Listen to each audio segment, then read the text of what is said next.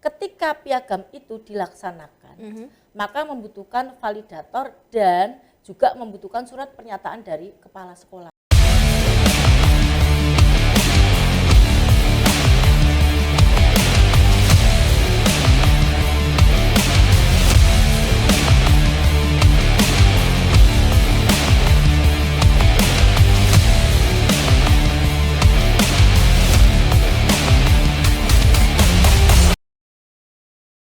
PPDB tahun 2024 sudah berjalan nih Sobat Soulmate Jawa Tengah. Nah, tahun 2024 ini ada 4 jalur yang dilaksanakan, yaitu jalur prestasi, kemudian jalur zonasi, jalur afirmasi, dan jalur perpindahan orang tua. Kira-kira seperti apa? Apakah sudah berjalan sesuai yang diharapkan ataukah ada beberapa evaluasi yang terjadi? Kita sudah bersama dan akan ngobrol langsung dengan Kepala Dinas Pendidikan Provinsi Jawa Tengah, Ibu Uswatun Hasanah, sudah berada bersama saya di Soulmate Jateng, Solusi Media Jawa Tengah. Selamat pagi Ibu. Selamat pagi Mbak Dian.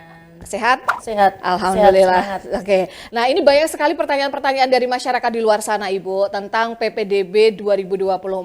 Berbeda dengan tahun 2023, 2022 karena memang ini sudah berjalan beberapa kali ya. Nah, ada tidak sih Ibu maksudnya perubahan nih di tahun 2024 ini yang membedakan dengan tahun-tahun sebelumnya apa saja? Ya, terima kasih untuk seluruh sahabat Soulmate dimanapun Anda berada. Melalui informasi yang valid dan kekinian, nah ini kami mau menyampaikan kaitan dengan implementasi PPDB tahun 2024, 2025 untuk jalur SMA, SMK negeri di Jawa Tengah. Yang pertama saya sampaikan bahwa gini Mbak Dian, untuk PPDB zonasi ini sudah dilaksanakan sejak tahun 2019. Namun Permendikbudnya ini Permendikbud nomor 1 tahun 2021 yang ternyata sudah sampai saat ini belum ada perubahan sampai tahun ini dan diperkuat dengan Kepsesjen nomor 47 tahun 2023. Nah, ditanya perbedaannya dari tahun ke tahun pasti selalu ada ya, kaitan dengan wisdom yang ada di masing-masing daerah ini juga ada.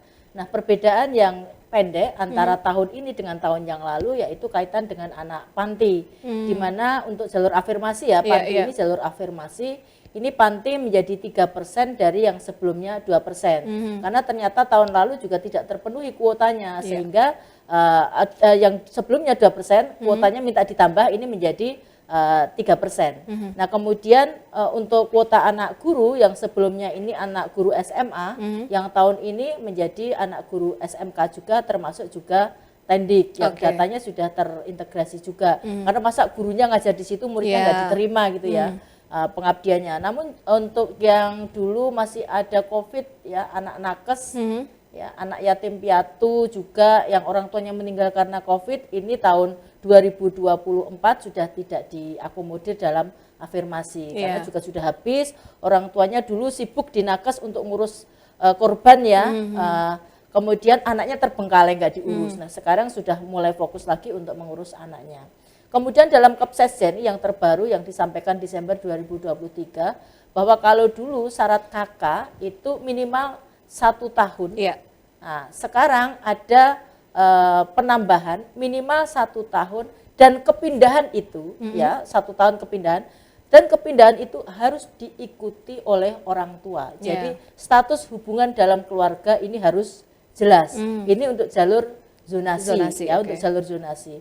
Kemudian ada sebuah privilege untuk jalur seni, untuk pendidikan prestasi khusus bidang seni. Ini ada 2 sekolah ya yang memang SMK yang fokus pada bidang seni, maka diberikan jalur khusus yaitu untuk uji kompetensi pada bidang seni, dan ini berlaku sebagai salah satu ruang untuk anak-anak yang mungkin dalam akademis ini nilainya kurang, tetapi memiliki kemampuan yang sesuai dengan kebutuhan pada prestasi, misalkan pedalangan.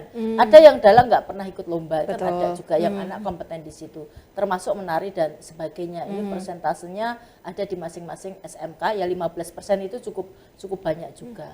Kemudian juga yang beda ini diatur, jadi nanti kalau ada yang tanya, Bu mau titip offline gitu ya, nggak ada titip-titipan ya, no titip-nitip, no terima just tip. Nah ini tagline-nya kan seperti itu.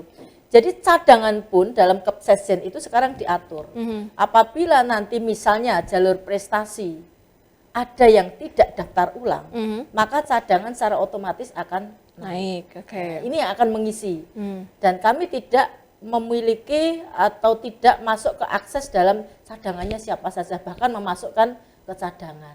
Sehingga harapannya nanti kekosongan calon peserta didik ini akan terisi dari cadangan tersebut. Nah, ini yang secara otomatis yang membedakan dengan tahun lalu. Ini dalam rangka meminimalisasi ada yang menunggu nih. Betul. Ada yang nggak daftar ulang. Nah, ini sistemnya nanti akan secara otomatis akan menaikkan di tiap jalur. Di tiap jalurnya ya baik ya Bu. Oke, nah tujuan dari PPDB ini kan sebenarnya adalah untuk pemerataan nih Bu, pemerataan pendidikan di Jawa Tengah. Nah, menurut Ibu Uswatun sendiri nih, kira-kira apakah sudah berjalan sesuai dengan harapannya, yaitu pendidikan di Jawa Tengah sudah merata atau bagaimana? Saya coba tarik mundur dulu, karena saya dulu guru, kemudian kepala sekolah. Saya mengalami dekade-dekade itu ya, masa-masa itu. Dulu ada yang namanya sekolah favorit. Betul. Ada sekolah yang nggak favorit dan kalau cari murid itu perlu mengeluarkan biaya. Belikan seragam dan lain-lain. Kemudian ada yang underestimate juga terhadap kualitas satuan pendidikan yang ada di 3T. Nah, dengan sistem PPDB zonasi ini, dari kuota yang ada, anak yang mungkin tujuannya ke sekolah A yang dulu dikatakan favorit, tidak diterima, dia otomatis akan bergeser ya. Kalau dulu otomatis ya, saya mengatakan dari tahun ke tahun ya. Sekarang dia harus segera cabut dan segera mencari sekolah yang masih kosong. Dari mulai tahun 2021 sampai dengan tahun ini, sedikit sekali sekolah negeri yang kosong. Artinya apa? Dalam penanganan ATS, ya anak tidak sekolah, anak putus sekolah, PPDB ini memberikan ruang yang lebih untuk terpenuhinya kuota anak-anak untuk sekolah. Oh, tambah satu lagi nih, untuk yang tahun 2023-2024 yang afirmasi jalur ATS ada. Jadi anak yang tidak sekolah, anak putus sekolah itu ada 2%. Jadi mereka yang kemarin gagal tidak sekolah ya, boleh bisa daftar. Jadi ya persaingannya hanya dengan ATS saja. Gitu. Jadi tidak bersaing dengan yang lain. Gitu. Nah, kemudian semakin ke sini kita mengamati bahwa prestasi anak-anak maupun guru itu sudah mulai merata. Kalau dulu hanya didominasi oleh sekolah yang disebut favorit. Nah, sekarang tidak lagi, sekolah itu semuanya berprestasi, gurunya juga berprestasi, senyampan kita juga pendistribusian guru-guru itu ke seluruh Jawa Tengah. Meskipun faktanya memang 50% saja sekolah negeri itu belum mampu akomodatif terhadap jumlah sekitar 550 ribuan lulusan SMP yang semuanya mayoritas keinginan sekolah di swasta. Maka kehadiran sekolah swasta, masyarakat ini semuanya sangat diharapkan untuk mengisi ruang-ruang tersebut agar tidak ada anak putus sekolah. Kalau dilihat dari prosentase, Jawa Tengah ini cukup tinggi karena permasalahan kaitan dengan perluasan akses layanan pendidikan ini dihadapi di semua provinsi, ya, termasuk di Jawa Tengah. Tapi persentase kita sudah hampir 50%. Gitu, siap. Jadi bisa dibilang memang ini pemerataan ini pun juga sudah berjalan seperti itu. Nah, kalau kita lihat tahun 2023 kemarin Bu, banyak sekali kendala-kendala itu adalah di jalur zonasi. Nah, di tahun 2024 ini yang sering banyak ditemukan adalah yang kemarin sempat membuat rame itu adalah piagam palsu. Nah, ini kira-kira seperti apa nih Bu tanggapan dari Bu Uswatun sendiri nih tentang ternyata banyak ya yang ditemukan adalah piagam-piagam palsu dan itu dari sekolah favorit untuk mendaftar juga ke sekolah favorit, Bu. Monggo silakan. Saya coba klarifikasi dulu ya. Pada jalur prestasi, ini prestasi utama itu adalah nilai rapor. Ada tambahan, bisa orang tua atau siswa itu memasukkan piagam penghargaan yang berjenjang maupun tidak berjenjang. Sebenarnya kalau semua prestasi siswa itu harus mendapatkan pengesahan dari Puspresnas, maka membutuhkan waktu yang lama sekali. Betul. Maka kita coba mendiskusikan, kita memangkas bahwa ketika piagam itu dilaksanakan, maka membutuhkan validator dan juga membutuhkan surat pernyataan dari kepala sekolah. Karena ketika SMP pastinya ada surat penugasan Betul. dari kepala sekolah, siapa yang mendampingi, hasilnya apa, maka dibutuhkan validasi legalisasi dari kepala sekolah. Ya, yang tahun lalu ini dari Dinas Pendidikan. Nah, ini dari sekolah. Nah, kemudian ketika ada temuan kemarin, prinsip untuk sistem PPDB, teman-teman verifikator ini sudah melakukan sesuai dengan tugasnya. Karena sudah ada pengesahan dari Dinporapar, kemudian dari Pengprov juga sudah ada, pengurus provinsi, kemudian dari kepala sekolah juga sudah menandatangani. Artinya ini ketika diserahkan itu sudah firm, ya sudah tidak ada masalah. Ketika ada aduan, ya ada aduan piagam yang pada saat itu diragukan keabsahannya, tanggal 27 siang, ini sore hari kita sudah close nih. Betul. Ya, kita menerima surat dari Disporapar untuk menganulir piagam tersebut karena diduga diragukan keabsahannya. Kita nggak bisa berbuat apa-apa karena sudah close tanggal 24. Betul. 24 itu hari terakhir verifikasi berkas. Setelah itu semuanya sudah masuk sistem. Maka atas dugaan-dugaan tersebut bukan pada ranah kami untuk mengatakan piagam itu palsu. Ya, ini melalui tim APIP yang sedang diminta untuk melakukan klarifikasi. Nah, oleh karena itu saya menghimbau bahwa semua saja untuk berlaku jujur. Ya, berlaku jujur. Kalau memang nilainya itu rapor juga sudah tinggi dan ada piagam yang diragukan, tidak usah digunakan. Kasihan karena ini anak yang memang belum memiliki kemampuan kekuatan secara hukum, dia menggunakan saja yang jadi korban. Gitu. Baik, tapi sudah ada sejauh ini sudah ada langkah yang akan disiapkan nih dari Dinas Pendidikan juga untuk mengantisipasi agar nanti ke depannya Ibu tidak ada piagam palsu seperti ini lagi, Bu. Ya, kalau clear saya kira butuh kerjasama benar-benar ya. Karena saya sampaikan bahwa untuk verifikasi piagam ini, kalau kami harus mengklarifikasi satu persatu, agak lama, maka butuh kolaborator tadi. Kolaboratornya kalau olahraga ya berarti Dinporapar, kalau kakak berarti ya dari Dispermas Dukcapil, seperti itu. Afirmasi DTKS yaitu dengan Dinas Sosial, ya, seperti itu sih. Ya, jadi masing-masing sudah memiliki tugasnya dan kita menerima legacy yang sudah masuk ke kami, oh seperti itu, maka kita gunakan. Kalau ternyata proses sebelumnya itu ada hal-hal yang ternyata piagam itu diduga palsu, bahkan pengakuan dari yang bersangkutan, ya, maka itu di teman-teman kami yang verifikator dia sudah menjalankan sesuai dengan tugas. Jadi memang sejauh ini pun untuk pengawasan sudah ada seperti itu ya, Mbak. Ya, semoga untuk tahun kedepannya pun juga tidak akan terjadi hal-hal yang seperti ini juga. Nah, satu lagi Ibu, ini yang akhir-akhir ini cukup ramai juga. Mungkin masyarakat juga pengen tahu jawabannya langsung. Kebetulan ini kita ngobrolnya langsung dengan Kepala Dinas Provinsi Jawa Tengah. Ini yang ramai selain jalur tadi adalah jalur prestasi melalui piagam. Yang ramai juga ini sampai menyita perhatian banyak orang adalah jalur afirmasi. Kemarin ditemukan juga kalau ternyata ada di salah satu SMK di Jawa Tengah itu tidak diterima padahal orang tuanya satu tidak mampu dan juga tunanetra. Nah, menurut Ibu Uswaton sendiri seperti apa biar masyarakat juga jadi oh ternyata seperti ini ya kejadian aslinya. Monggo silakan Ibu. Berdasarkan laporan dari kepala bidang kami yang langsung melakukan investigasi ke rumah yang bersangkutan, CPD tersebut, menjadi bagian dari evaluasi bersama. Yang pertama bahwa tolong keluarga yang benar-benar tidak mampu ini menyampaikan ke kelurahan data faktanya kan kelurahan yang menyampaikan ke Dinsos Kabupaten Kota ya. Nah, ini benar-benar valid datanya. Kenapa sampai nggak terlaporkan seperti itu? Nah, kondisi fakta yang ada di lapangan memang ketika dilakukan asesmen kabit kami bahwa yang bersangkutan ini memang kategori sangat tidak mampu. Jadi prioritas 2. Jadi ada P1, P2, P3, P4. Nah, data di sana yang bersangkutan ini CPD ini masuk yang P4. Padahal juga tidak punya rumah.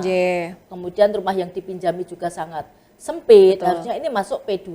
Nah, karena PPDB ini sudah jalan. Betul. Maka yang kita lakukan kemarin langsung koordinasi dengan Dinsos untuk provinsi, maka yang bersangkutan ini sudah dipindahkan statusnya ke P2. Namun tetap tidak bisa kembali mengikuti PPDB karena prosesnya sudah berjalan. Betul. Kami di Dinas Pendidikan ya bisa membantu calon peserta didik ini karena masih belum daftar ya, masih calon ya, belum MPLS ya. Calon peserta didik ini untuk sekolah di swasta dan kita akan membiayai sampai lulus ya, sampai lulus. Nah, kemudian ini menjadi evaluasi bersama ya. Berkali-kali datang ke sekolah ditolak untuk afirmasi karena data yang masuk di sistem DTKS itu memang P4. Nah, kalau P4 itu tidak masuk di dalamnya. Bukan ranah kita untuk datang ngecek ke rumah yang bersangkutan. Jadi kita menerima berkasnya, faktanya di situ di sistem seperti apa.